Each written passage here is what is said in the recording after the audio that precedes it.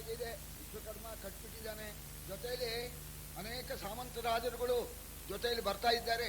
ಅವರನ್ನೆಲ್ಲ ಕರ್ಕೊಂಡು ಕೃಷ್ಣ, ದ್ರುಪದ, ಈ ದುಶ್ಯದ್ನ ಇವರಿಂದ ಕೂಡ್ಕೊಂಡು ರಾಜಧಾನಿ ಇಂದ್ರಪ್ರಸ್ಥ ಪಟ್ಟಣಕ್ಕೆ ಬಂದ್ರು. ಅಲ್ಲಿ ಇಂದ್ರಪ್ರಸ್ಥ ನಗರಿಯಲ್ಲಿರ್ತಕ್ಕಂಥ ಸಮಸ್ತ ಪುರಜನರು ಎದುರುಗೊಂಡಿದ್ದಾರೆ. ಆಮೇಲೆ ಶುಭ ಮುಹೂರ್ತದಲ್ಲಿ ದೇವೇಂದ್ರ ತನ್ನ ಅರಮನೆಯನ್ನು ಪ್ರವೇಶ ಮಾಡುವಂತೇನೆ ಧರ್ಮರಾಜ ತಮ್ಮಂದಿರೊಡನೆ ಕೃಷ್ಣ ದ್ರುಪದಾದಿಗಳೊಡನೆ ಅರಮನೆಗೆ ಪ್ರವೇಶ ಮಾಡಿದ್ದಾನೆ. ಬಂದು ಕಂಡುದು ಸಕಲ ಪುರಜನವು ಅಂದು ಕಾಣಿಕೆಯಿತ್ತು. ಸುಭಟರ ಸಂದಣಿಯ ಗಜಗಯ ರಥದ ಪದಧೂತ ಧೂಳಿಯಲಿ ಮಂದಿರದ ಬಾಗಿಲ ಗತಾಗತ ವೃಂದದೊತ್ತೊತ್ತೆಯಲಿ ಮಂದಿರದ ಬಾಗಿಲ ಗತಾಗತ ವೃಂದದೊತ್ತೊತ್ತೆಯಲಿ ಪುರಜನ ನಿಂದುದಲ್ಲಿಯದಲ್ಲಿ ಪಡೆಯದೆ ರಾಜ ದರ್ಶನವ. ಬಂದು ಇವರು ಅರಮನೆ ಪ್ರವೇಶ ಮಾಡಿದ ಮೇಲೆ ಎಲ್ಲ ಕಾಣೋದಕ್ಕೆ ಬರ್ತಾ ಇದ್ದಾರೆ. ಹೊಸ ಮಹಾರಾಜರು ಬಂದಿದ್ದಾರೆ, ಅವರು ಭೇಟಿ ಮಾಡಬೇಕು ಅಂತ. ಅದರಲ್ಲಿ ಕೆಲವರು ಆನೆ ಮೇಲೆ ಬರ್ತಾರೆ, ಕೆಲವರು ರಸದ ಮೇಲೆ ಬಂದಿದ್ದಾರೆ, ಕೆಲವರು ಕುದುರೆ ಮೇಲೆ ಬಂದಿದ್ದಾರೆ. ಧೂಳೋ ಧೂಳು. ಆಗ ಆ ಬರ್ತಕ್ಕಂಥ ಜನಸಮುದ್ರ ನೋಡಿಬಿಟ್ಟು ಒಂದು ವ್ಯವಸ್ಥೆ ಮಾಡಿದ್ರಂತೆ. ಹೋಗೋದು ಬರೋದು ಒಂದೇ ಬಾಗಿಲಲ್ಲಿ ಆಗ್ಬಿಟ್ರೆ ಸಾಧ್ಯವೇ ಇಲ್ಲ ಅಂತ ಹೇಳಿ ಆಗ ಇನ್ ಔಟ್ ಅಂತ ಬರೀತಾರೆ ನೋಡಿ, ಹಾಗೆ ಏರ್ಪಾಟ್ ಮಾಡಿದ್ದಾರೆ. ಹೋಗೋರೆಲ್ಲ ಈ ಬಾಗಿಲಿಂದ ಹೋಗ್ಬೇಕು. ಹೀಗೆ ಹೋಗಿ ಆ ಕಾಣಿಕೆ ಕೊಟ್ಟು ಆಮೇಲೆ ತಿರ್ಗಾ ಹಿಂಗ್ ಮಾಡಿ ಪ್ರದಕ್ಷಿಣೆಯಂತೆ ಬಂದು ಆ ಬಾಗಿಲಲ್ಲಿ ವಾಪಸ್ ಬರ್ಬೇಕು ಅಂತೆಲ್ಲ ಏರ್ಪಾಟ್ ಮಾಡಿದ್ದಾರೆ. ಇಷ್ಟಾದ್ರೂ ಕೂಡ ಆಗ್ಲಿಲ್ವಂತೆ, ಜನ ಜಾಸ್ತಿ ಆಗ್ಬಿಡ್ತು. ಎಷ್ಟೋ ದಿವಸ ಕಳೆದೋಗ್ಬಿಡ್ತಂತೆ ಮಹಾರಾಜರು ಭೇಟಿ ಮಾಡೋದಕ್ಕೆ. ಸರಿ, ಎಲ್ಲರೂ ಮೆಚ್ಕೊಂಡಿದ್ದಾರೆ. ಆಗ ಕೆಲವು ದಿವಸ ಕಳೆದ ಮೇಲೆ ನಾವೆಲ್ಲ ಊರಿಗೆ ಹೋಗಿ ಬರ್ತೇವೆ ಅಂತ ನೆಂಟರು ಹೇಳೋಣ. ಆಗ ಪಾಂಡವರು ದ್ರುಪದ ಧೃಷ್ಟದ್ಯುಮ್ನ ಮೊದಲಾದ ಅಪರಿಮಿತ ಬಾಂಧವನಿಕಾಯವನು ಉಪಚರಿಸಿ ಕಳುಹಿದನು. ಭೂಪತಿ ಪಂಚಕೈಕೆಯರ ವಿಪುಲ ಕಾರುಣ್ಯದಲ್ಲಿ ಪಾಂಡವ ನೃಪಜನವ ಸಂತೈಸಿ ದಾನವರಿಪು ನಿಜವಾಸಕ್ಯ ವಿಜಯಂಗೈಯಲು ಅನುವಾದ. ಬಂಧುಗಳನ್ನೆಲ್ಲ ಕಳಿಸ್ಕೊಟ್ರು. ಎಲ್ಲಾರನ್ನೂ ಒಂದೇ ದಿವಸ ಕಳಿಸ್ಲಿಲ್ಲ. ಯಾಕಂದ್ರೆ ಇಲ್ಲಿ ಬಿಕೋ ಅಂತನ್ನತ್ತೆ ಅಂತ ಕೆಲವು ನೆಂಟರನ್ನ ಒಂದೊಂದು ದಿವಸ ಕಳಿಸಿದ್ರಂತೆ. ಸರಿಯಾ ಧೃಷ್ಟದ್ಯುಮ್ನ ದ್ರುಪದ ಅವರನ್ನ ಒಂದು ದಿವಸ ಕಳಿಸಿದ್ರು. ಬಂಧುಗಳಾದ ಪಂಚಕೈಕೆಯರು ಅವರನ್ನು ಕಳಿಸ್ಕೊಟ್ರು. ಎಲ್ಲರೂ ಹೋಗೋವರಿಗೂ ಕೂಡ ಕೃಷ್ಣನ ಇಟ್ಕೊಂಡೇ ಇದ್ರಂತೆ. ಆಗ ಎಲ್ಲ ಬಂಧುಗಳು ಹೋದ್ಮೇಲೆ ಕೃಷ್ಣ ಹೇಳಿದ್ದಾನೆ, ನಾನು ಹೋಗಿ ಬರ್ತೀನಿ, ಬಹಳ ದಿವಸ ಆಯ್ತು, ನಮ್ಮ ದ್ವಾರಕೆಗೆ ಹೋಗಿ ಬರ್ತೀನಿ ಅಂತ. ಆಗಬಹುದು ಅಂತ ಬಹು ದಿವಸ ಆಗಿದೆ, ಹೋಗ್ಬಾ ಅಂತ ಕೃಷ್ಣನಿಗೆ ಹೇಳ್ತಾ ಇದ್ದಾರೆ. ಆಗ ಭಗವಂತ ಪ್ರಯಾಣ ಮಾಡಿದ್ದಾನೆ ದ್ವಾರಕಾಪಟ್ಟಣಕ್ಕೆ. ಹ್ಯಾಕ್ ಪ್ರಯಾಣ ಮಾಡಿದ? ಕರೆಸಿ ಕುಂತಿಯ ದ್ರೌಪದಿಯರನು ಕರೆಸಿ ಕರಣವಚನಾಮೃತದ ರಸದಲ್ಲಿ ಹೊರೆದು ಕೃತದಾಯಾದ ವಿಷಮ ವಿರೋಧ ವರ್ತನವ ಅರುಹಿ ವಿಷಮ ವಿರೋಧ ವರ್ತನವನರುಹಿ ಸುಯಿದಾನದ ಸಮಾಹಿತ ತರದ ಬುದ್ಧಿಯ ಗಲಿಸಿ ಯಾದವರ ರಸ ವಿಜಯಂಗೈದನ ದ್ವಾರಕಿಗೆ ಹರುಷದನಿ. ಕುಂತಿ ದ್ರೌಪದಿ ಅವರಿಗೆಲ್ಲ ಹೇಳಿದಾನೆ ಹೋಗಿ ಬರ್ತೀನಿ ಅಂತ. ದ್ರೌಪದಿ ನಮಸ್ಕಾರ ಮಾಡಿದ್ಲು, ಆಶೀರ್ವಾದ ಮಾಡಿದ. ಕುಂತಿ ಹತ್ರಕ್ಕೆ ಕೃಷ್ಣ ಬಂದು ಅತ್ತೆ ಹೋಗಿ ಬರ್ತೀನಿ ಅಂತ ನಮಸ್ಕಾರ ಮಾಡೋಣ. ಆಗ ಕುಂತಿ ಒಂದೇ ಮಾತು ಹೇಳಿದ್ಲು, ಸ್ಮರಸ್ವೈನಾನ್ ಮಹಾಭಾಗಾನ್ ತೇನ ಜೀವಂತಿ ಪಾಂಡವಾಹ. ಇಷ್ಟೇ ಅಂದ್ಬಿಟ್ಲವು. ಪಾಂಡವರನ್ನ ಜ್ಞಾಪಕದಲ್ಲಿ ಇಟ್ಕೋ, ನಿನ್ನ ನೆನಪಿನಲ್ಲಿ ನನ್ನ ಮಕ್ಕಳು ಇದ್ಬಿಟ್ರೆ ಜೀವಂತಿ, ಅವರು ಜೀವಂತರಾಗಿರ್ತಾರೆ ಅನ್ನೋಣ. ಆಗ್ಲಿ ಅತ್ತೆ ಅಂತ ಹೇಳಿದ್ದಾನೆ. ಆಮೇಲೆ ಪಾಂಡವರಿಗೂ ಹೇಳಿ ಒಂದು ಎಚ್ಚರಿಕೆ ಮಾತನ್ನ ಹೇಳಿದ್ದಾನೆ. ಇದು ಬಹಳ ಹುಷಾರಿಂದ ಇರ್ಬೇಕಪ್ಪ, ಯಾಕೆಂದ್ರೆ ನೊಂದಿದ್ದೀರಿ, ಮತ್ತೆ ಜ್ಞಾಪಕ ಮಾಡ್ತೇನೆ, ಯಾವ ಸಂದರ್ಭದಲ್ಲಿ ಏನಾಗತ್ತೋ. ಸ್ವಲ್ಪ ಜಾಗೃತಿಯಿಂದ ಇರಬೇಕಪ್ಪ, ಕೌರವರು ಅಂಥವ್ರು, ಎಚ್ಚರಿಕೆಯಿಂದ ಇರ್ರಿ, ನಾ ಹೋಗಿ ಬರ್ತೀನಿ ಅಂತ ಹೇಳಿಬಿಟ್ಟು ಪರಮಾತ್ಮ ಪ್ರಯಾಣ ಮಾಡಿದ್ದಾನೆ. ಆಮೇಲೆ ಧರ್ಮರಾಜ ಬಾಕಿ ನೆಂಟರೆಲ್ಲರನ್ನು ಕೂಡ ಕಳಿಸಿಕೊಟ್ಟು ಹೊಸದಾಗಿ ರಾಜ್ಯಭಾರ ಮಾಡೋಕೆ ಪ್ರಾರಂಭ ಮಾಡಿದ್ದಾನೆ. ರಾಜ್ಞಿ ಧರ್ಮಿಣಿ ಧರ್ಮಿಷ್ಠಾಹ ಪಾಪೇ ಪಾಪ ಮನೂರತಾಹ ರಾಜಾನ ಮನುವರ್ತಂತೆ ಯಥಾ ರಾಜ ತಥಾ ಪ್ರಜಾಹ. ರಾಜ ಧರ್ಮಿಷ್ಠನಾಗಿದ್ದರೆ ಪ್ರಜೆಗಳು ಧರ್ಮಿಷ್ಠರಾಗಿರ್ತಾರೆ, ರಾಜ ಅನ್ಯಾಯಕೋರನಾದರೆ ಪ್ರಜೆಗಳು ಅನ್ಯಾಯಕೋರರಾಗ್ತಾರೆ. ಧರ್ಮರಾಜ ಧರ್ಮನಿಷ್ಠನಾಗಿ ಇರೋಣದ್ರಿಂದ ಎಲ್ಲ ಧರ್ಮಿಷ್ಠರಾಗಿದ್ರಂತೆ. ಒಂದು ಕಳ್ಳತನ, ಸುಳ್ತನ, ದರೋಡೆ, ಅನ್ಯಾಯ, ಮೋಸ, ದಗಲ್ಬಾಜಿ ಯಾವುದೂ ಇರಲಿಲ್ಲಂತೆ. ಆ ಧರ್ಮರಾಜ ರಾಜ್ಯ ಸೂತ್ರವನ್ನು ಕೈಯಲ್ಲಿ ಹಿಡಿದಾಗ ಈ ಹಿಂದೆ ಅನೇಕ ಚಕ್ರವರ್ತಿಗಳು ನಹುಷ, ಯಯಾತಿ, ಬಲಿ, ಮಾಂಧಾತೃ ಮುಂತಾದವರೆಲ್ಲ ಆಳಿದ್ದಾರೆ ಈ ಭೂಮಿನ. ಅವರನ್ನೆಲ್ಲ ಮೆಚ್ಕೊಂಡಿದ್ಲು ಭೂಮಿ. ಹಿಂದೆ ಆ ಬಲಿ ಮುಂತಾದವರನ್ನೆಲ್ಲ ಬಹಳವಾಗಿ ಪ್ರೀತಿಸಿದ್ಲಂತೆ. ಈ ಧರ್ಮರಾಜ ಯಾವಾಗ ರಾಜ್ಯಭಾರ ಕೈಕೊಂಡೋ ಆಗ ಭೂಮಿಗೆ ಇವರ ಮೇಲೆ ಇನ್ನೂ ಹೆಚ್ಚಾಗಿರ್ತಕ್ಕಂಥ ಮೆಚ್ಚುಗೆ ಉಂಟಾಯಿತು ಅಂತ. ಇದಕ್ಕೆ ಇನ್ನೊಂದು ಮಾತು ಹೇಳ್ತಾ ಇದ್ದಾರೆ. ಆದಿಯುಗದೊಳು ಧರ್ಮವಿದ್ದುದು ಪಾದ ನಾಲ್ಕರ ಗಾಢಗತಿಯಲಿ. ಆದಿಯುಗದೊಳು ಧರ್ಮವಿದ್ದುದು ಪಾದ ನಾಲ್ಕರ ಗಾಢಗತಿಯಲಿ. ಪಾದಬೂಣಯವಾದುದ ತ್ರೇತಾ ಪ್ರಭಾವದಲ್ಲಿ. ಪಾದವೆರಡಡಗಿದವು ದ್ವಾಪರದಾದಿಯಲ್ಲಿ.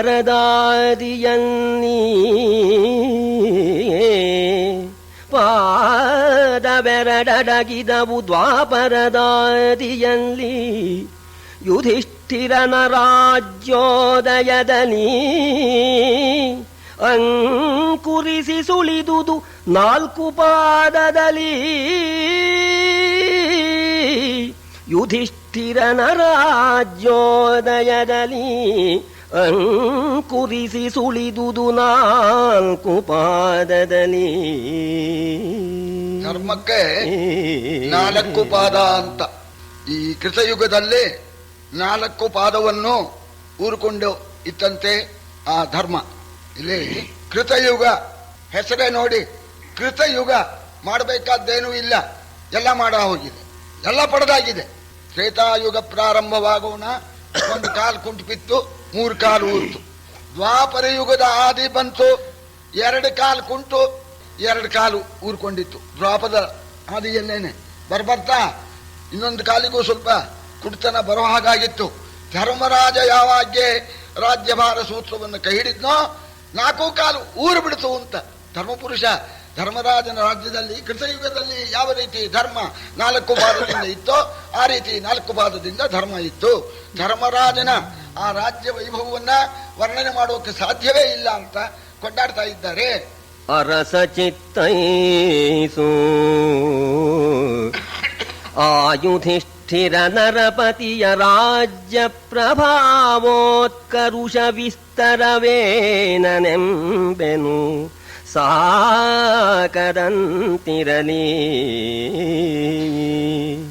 ಪರಮ ವಿಭವದೊಳು ಒಂದು ದಿನವೈವರು ನಿಜಾಸ್ಥಾನದಲ್ಲಿ ಹರಿವಿಷ್ಟರದೊಳಿದ್ದರು ಕಂಡರು ಅತಿ ದೂರದಲ್ಲಿ ನಾರದನ.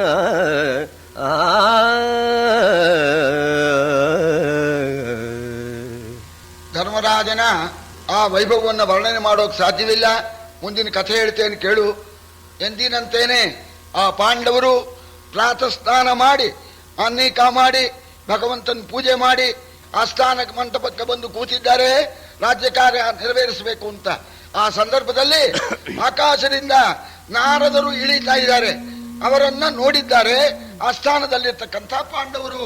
ಬಂದ ನಿವರೋಲಗಕ್ಕೆ ಗಗನದಿ ನಿಂದು ಮಂಡಲ ವಿಳಿವ ಬೋಲ್. ಬಂದ ನಿವರೋಲಗಕ್ಕೆ ನೃಪವೃಂದವೆದ್ದಭಿನಮಿಸಿದುದು ಪದಯುಗಕ್ಕೆ ಮುನಿಪತಿಯ. ಇಂದು ಧನ್ಯರು ನಾವಲ, ಇಂದು ಧನ್ಯರು ನಾವಲ. ಮುನಿವಂದ್ಯ ದರ್ಶನವಾಯಿತು ಇಂದು ಧನ್ಯರು ನಾವಲ.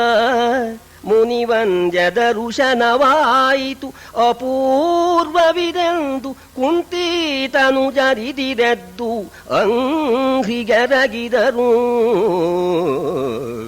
ಆಕಾಶದಿಂದ ಚಂದ್ರಮಂಡಲ ಇಳಿಯೋ ಹಾಗೆ ಕಾಣ್ತಾ ಇತ್ತು ಅಂತ ನಾರದರು, ಅಷ್ಟು ಬೆಳ್ಳಿಗಿರ್ತಕ್ಕಂಥವರು, ಆಸ್ಥಾನದಲ್ಲಿರ್ತಕ್ಕ ಸಮಸ್ತ ಸಾಮಂತರು, ಪರಿವಾರದವರು, ಮಂತ್ರಿಗಳು ಎಲ್ಲ ಎದ್ದು ಸಾಷ್ಟಾಂಗ ನಮಸ್ಕಾರ ಹಾಕ್ತಾ ಇದ್ದಾರೆ. ಪಾಂಡವರು ನಾರದರ ಎದುರಿಗೆ ಭಕ್ತಿಯಿಂದ ಹೋಗಿ, ಇವತ್ತು ನಾವು ಧನ್ಯರಾದ್ವಿ, ನಮ್ಮ ಜನ್ಮ ಸಾರ್ಥಕವಾಯಿತು, ತಮ್ಮಂಥ ಮಹನೀಯರ ದರ್ಶನವಾಯಿತು, ಇದು ಮಹಾಭಾಗ್ಯ, ನಾವು ಧನ್ಯರಾದ್ವಿ ಅಂತ ಹೇಳಿ ನಮಸ್ಕಾರ ಮಾಡೋಣ. ಆಗ ನಾರದರು ಹರಸಿದನು ಮುನಿ ಅರ್ಘ್ಯಪಾದ್ಯೋತ್ಕರವ ಮಧುಪರ್ಕಾಸನಾದಿಯ ನರಸ ಮಾಡಿದನು. ಅಮರ ಮುನಿ ಕೈಕೊಂಡು ಹರುಷದಲ್ಲಿ ಪರಿಮಿತದ ಸಮಯದ ವಚೋ ವಿಸ್ತರಣವುಂಟೆ ಅರಸ. ಪರಿಮಿತದ ಸಮಯದ ವಚೋ ವಿಸ್ತರಣವುಂಟೆನೆ ರಾಯನೋಲಗ ಹರಿದುದು ಅವನೀ ಪಾಲ ಭಿನ್ನಗ ಮಾಡಿದನು ಮುನಿಗೆ. ನಮಸ್ಕಾರ ಮಾಡಿ ಒಳಗೆ ಕರ್ಕೊಂಬಂದ್ರು. ಆ ಧರ್ಮರಾಜ ತನ್ನ ಸಿಂಹಾಸನದ ಮೇಲೆ ನಾರದರನ್ನು ಕೂರಿಸಿದ್ದಾನೆ. ಬಂದವರಿಗೆ ಅರ್ಘ್ಯಪಾದ್ಯ ಮಧುಪರ್ಕಾದಿ ಪೂಜೆ ಮಾಡಬೇಕು. ದ್ರೌಪದಿನ ಕರೆಸಿದ. ಆ ದ್ರೌಪದಿ ಬಂದ್ಲು, ನಾನು ಪಾಂಡವ ಪತ್ನಿ ನಮಸ್ಕಾರ ಮಾಡ್ತೇನೆ ಅಂತ ನಮಸ್ಕಾರ ಮಾಡಿದ್ಲಂತೆ. ನಾರದರು ಆ ವೀಣೆ ಇಟ್ಕೊಂಡಿದ್ರಲ್ಲ, ಆ ವೀಣೆ ಮೌನ ತಾಳ್ಬಿಡ್ತಂತೆ. ಯಾಕೆಂದ್ರೆ ನಿಕುಂಚಿತೆ ತೇನ ಧೃತ ನಿಜಾಂಕೆ ವಿಪಂಚಿಕಾ ಮೌನಂ ಅವಪ್ಯತಸ್ಥೌ ಪಾಂಚಾಲಿಕಾ ವಂದನವಾದ ಶೈಲಿ ಮಾಧುರ್ಯ ಮಾಕರ್ಣ್ಯ ವಿಲಜ್ಜಿತೇವ. ವೀಣೆ ಬಾರಿಸ್ಲಿಲ್ಲ, ಸುಮ್ಮನಿತ್ತು. ಅಲ್ಲ, ಅದಕ್ಕೆಲ್ಲ ಸುಮ್ಮನಿದ್ದದ್ದು. ಆ ದ್ರೌಪದಿ ಮಾತಾಡಿದ್ಲಲ್ಲ, ನಾನು ಪಾಂಡವರ ರಾಣಿ ನಮಸ್ಕಾರ ಮಾಡ್ತೀನಿ ಅಂತ. ದ್ರೌಪದಿಯ ವಾಣಿಯ ಮಾಧುರ್ಯವನ್ನು ಕೇಳಿ ಆ ವೀಣೆ ನಾಯಿಗೆ ಏನಾರು ಧ್ವನಿ ಮಾಡಿದರೆ ಹೊರಟಾಗ್ಬಿಡುತ್ತೆ ಅಂತ ಸುಮ್ಮನಾಗ್ಬಿಡ್ತು ಅಂತ. ನಮಸ್ಕಾರ ಮಾಡೋಣ. ಸೌಭಾಗ್ಯವತಿ ಭವ ಪುತ್ರವತಿ ಭವ ಅಂತ ಆಶೀರ್ವಾದ ಮಾಡಿ ನೀನು ಒಳಗೆ ಹೋಗಮ್ಮ ಅಂದ್ಬಿಟ್ರು. ಪಾಂಡವರ ಕಡೆ ತಿರುಗಿದ್ರು. ಅಯ್ಯ ಧರ್ಮರಾಜ, ನಿಮ್ಮ ಐವರಲ್ಲೇನೆ ಮಾತಾಡ್ತಕ್ಕಂಥ ಒಂದು ವಿಷಯ ಇದೆ ಎಂದ್ರು. ಧರ್ಮರಾಜ ಬುದ್ಧಿವಂತ, ಸಾಮಂತರಾಜರ ಕಡೆ ಆ ಪರಿವಾರದ ಕಡೆ ನೋಡಿದ, ಎಲ್ಲರ ಕಡೆನೂ ನೋಡಿದ. ಎಲ್ಲರೂ ಬುದ್ಧಿವಂತರಾಗಿರ್ಬೇಕು. ಹೀಗೆ ನಾರದರು ಹೇಳ್ತಾ ಇದ್ದಾರೆ, ನೀವೆಲ್ಲ ಹೋಗಿ ಅಂತ ಅರ್ಥ. ಧರ್ಮರಾಜ ನೋಡಿದ ಕೂಡಲೇನೆ ಇವರೆಲ್ಲ ಹೊರಗೆ ಹೊರಟೋದ್ರು. ಅದೇ ಜಾಗ ಏಕಾಂತವಾಗಿಬಿಡ್ತು. ಪಾಂಡವರು ನಾರದರು ಇಷ್ಟೇ ಜನ ಇದ್ದಾರೆ. ಸರಿ, ಆಗ ಧರ್ಮರಾಜ ಕೇಳ್ತಾ ಇದ್ದಾನೆ, ಏನು ಬಿಜಯಂಗೈದಗದನು ಯನಗೇನನುಗ್ರಹ ವಚನ. ಏನು ಬಿಜಯಂಗೈದಗದನು ಯನಗೇನನುಗ್ರಹ ವಚನ. ನಿಮ್ಮಡಿಗೆ ನನಾ ಬೆಸಗೈವುದು ಎನಗಾಜ್ಞಾಪಿಸುವುದೆನಲು. ನೀನಘಾಟದ ರಾಜಋಷಿ, ನೀನಘಾಟದ ರಾಜಋಷಿ, ನೀ ಮಾನವನೇ. ನೀನಘಾಟದ ರಾಜಋಷಿ, ನೀ ಮಾನವನೇ. ಧರ್ಮಸ್ವರೂಪನು ನೀನು, ಭವರಾಲೋಕನಾರ್ಥವು ನಮ್ಮ ಬರವೆಂದ. ಮಹಾಸ್ವಾಮಿ, ತಮ್ಮನ್ನ ಯಾಕೆ ಬಂದ್ರಿ ಅಂತ ಕೇಳೋಕೆ ಅವಕಾಶ ಇಲ್ಲ.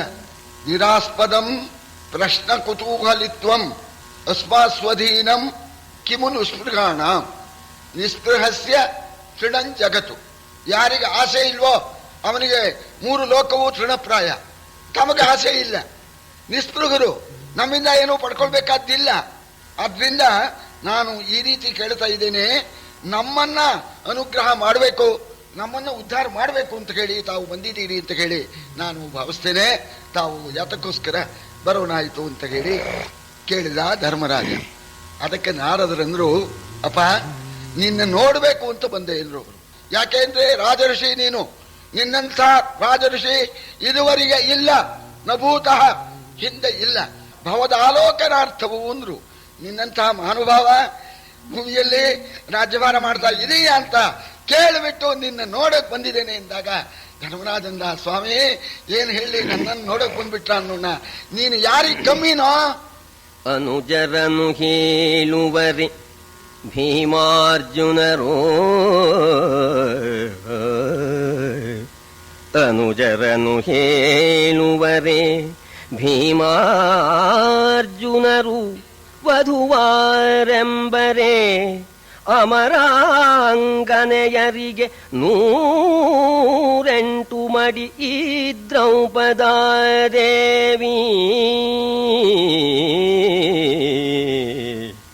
ವಧುವಾರೆಂಬರೆ ಅಮರಾಂಗನೆಯರಿಗೆ 108 ಮಡಿ ಈ ದ್ರೌಪದಾದೇವಿ.